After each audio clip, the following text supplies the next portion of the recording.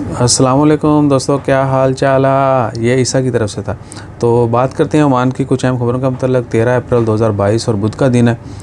एक तो ये कि पिछले 24 घंटों में 22 कोरोना केस रिपोर्ट हुए हैं, एक वफ़ात हुई। इन्ना लिल्लाहि व इन्ना इलैहि राजिऊन। अल्हम्दुलिल्लाह कोविड के ऊपर काफ़ी कंट्रोल है।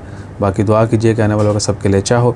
और दूसरी एक बड़ी खुशखबरी है, वो है वैट के हवाले से, वैल्यू एडेड टैक्स जो है उसके हवाले से।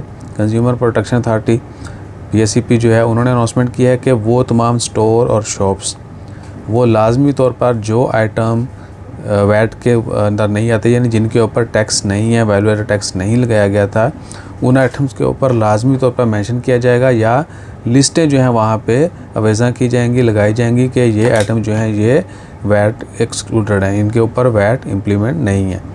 क्योंकि बहुत सारी जगहों पे क्या होता है कि आपने कोई चीज़ ली, पेंसिल ली, अब इसके ऊपर वैट है या नहीं है ये तभी पता चलेगा जब आप काउंटर पे जाएंगे, पेमेंट करेंगे।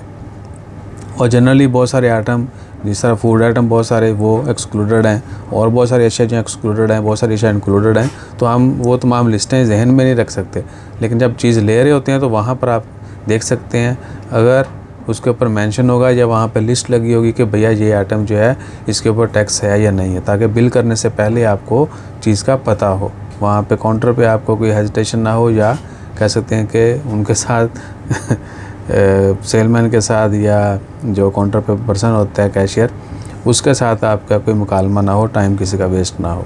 तो ये शॉप्स वाले भी और बड़े स्टोर वाले भी वो ये तमाम चीज़ें जिनके ऊपर वैट नहीं है वो लाजमी तौर पे लिस्टिंग करेंगे कि इन आइटम्स के ऊपर वैट नहीं है, आप हैप्पीली ख़रीद सकते हैं।